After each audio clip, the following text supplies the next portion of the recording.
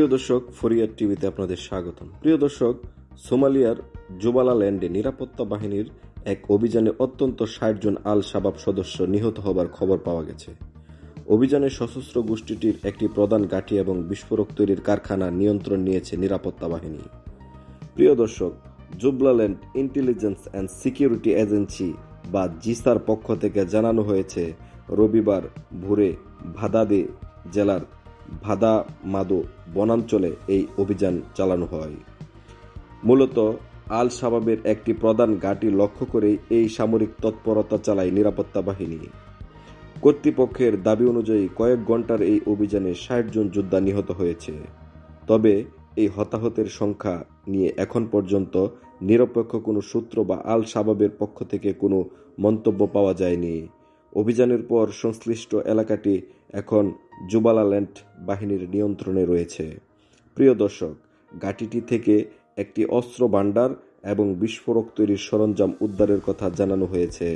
নিরাপত্তা বিশ্লেষকদের মতে এই অবকাঠামোটি ব্যবহার করে আন্তঃসীমান্ত হামলা, বিশেষ করে কেনিয়ায় নাশকতার পরিকল্পনা করা হতো বলে ধারণা করা হচ্ছে।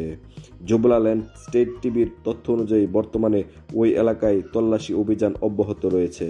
নিরাপত্তা বাহিনী জঙ্গি অবকাঠামোগুলো সম্পূর্ণ ধ্বংস করার প্রক্রিয়া শুরু করেছে।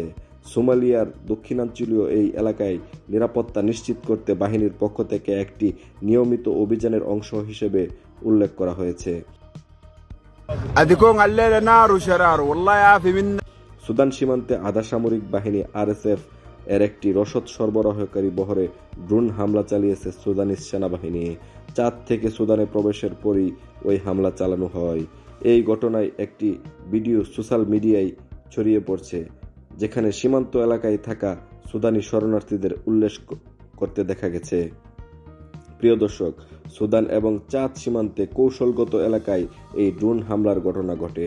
চাঁদ থেকে সুদানে প্রবেশ করা র্যাপিড সাপোর্ট ফোর্সেস বা আরএসএফ এর একটি গুরুত্বপূর্ণ সাপ্লাই কনভয় বা রসদ সরবরাহী বহরের লক্ষ্য করে এই নিখুঁত হামলা চালায় সুদানিজ বিমান বাহিনী।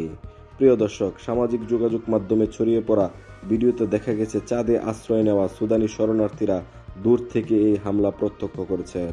এ সময় অনেককে সন্তোষ প্রকাশ করতে এবং হামলার প্রশংসা করতে দেখা যায়। উল্লেখ্য, যুদ্ধের কারণে সুদানের দারফুর অঞ্চল থেকে পালিয়ে আসা লাখ লাখ শরণার্থী বর্তমানে চাঁদের শরণার্থী শিবিরে মানবতর জীবনযাপন করছে। বিশ্লেষকদের মতে, চাঁদ সীমান্ত দিয়ে আরএসএফ এর এই রসদ সরবরাহ বন্ধ করা সুদানি সেনাবাহিনীর জন্য একটি বড় কৌশলগত লক্ষ্য। যদিও আরএসএফ এই হামলার ক্ষয়ক্ষতি নিয়ে এখন পর্যন্ত কোনো আনুষ্ঠানিক বিবৃতি দেয়নি। প্রিয় দর্শক, শরণার্থীদের পক্ষ থেকে দাবি করা হচ্ছে, দখলকৃত এলাকাগুলো থেকে সশস্ত্র বাহিনী নিয়ন্ত্রণ না করা পর্যন্ত তাদের ঘরে ফেরা অনিশ্চিত। অন্যদিকে আন্তর্জাতিক মহল থেকে বারবার যুদ্ধবিরতির আহ্বান জানানো হলেও ময়দানের পরিস্থিতি বলছে সংঘাত থামার কোনো লক্ষণ নেই।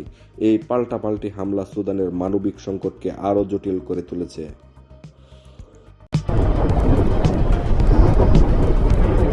প্রিয় দর্শক, মধ্যপ্রাচ্যের আকাশ প্রতিরক্ষা ব্যবস্থার বড় ধরনের পরিবর্তনের আভাস পাওয়া যাচ্ছে। সম্প্রতি চীনের তৈরি অত্যাধুনিক YLC-8B রাডার প্রযুক্তি ইরানে পৌঁছানোর খবর পাওয়া গেছে। এই ঘটনাকে এই অঞ্চলের আকাশ শক্তিকে নতুন মোড় হিসেবে দেখছেন প্রতিরক্ষা বিশ্লেষকরা।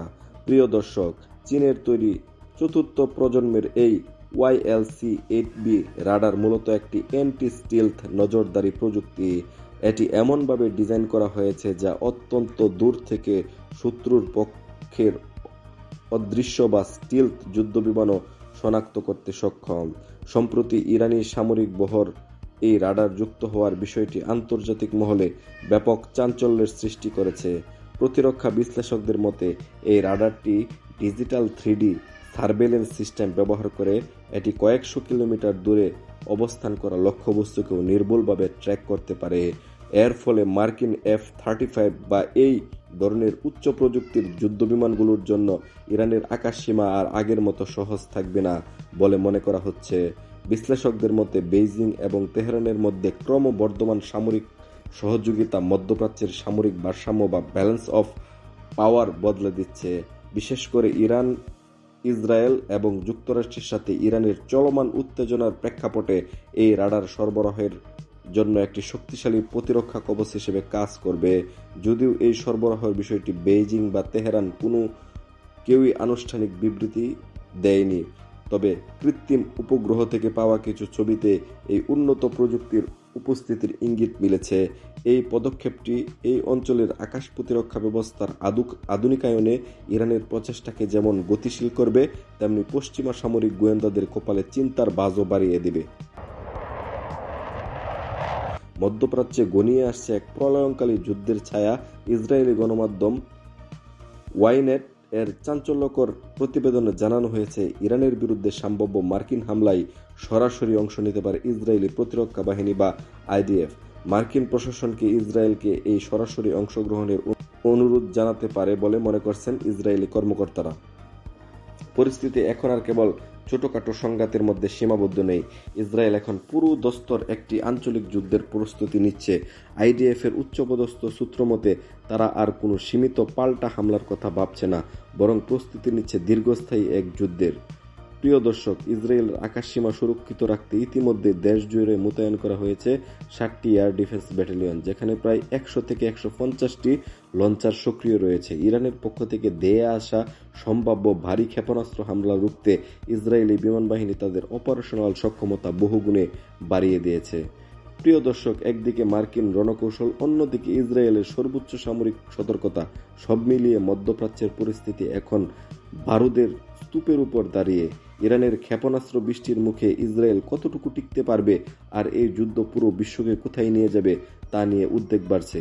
প্রিয় দর্শক, আজকের মতো এ পর্যন্তই। ভবিষ্যতে আমাদের সঙ্গে থাকার জন্য ধন্যবাদ জানিয়ে বিদায় নিচ্ছি। খুদা হাফেজ।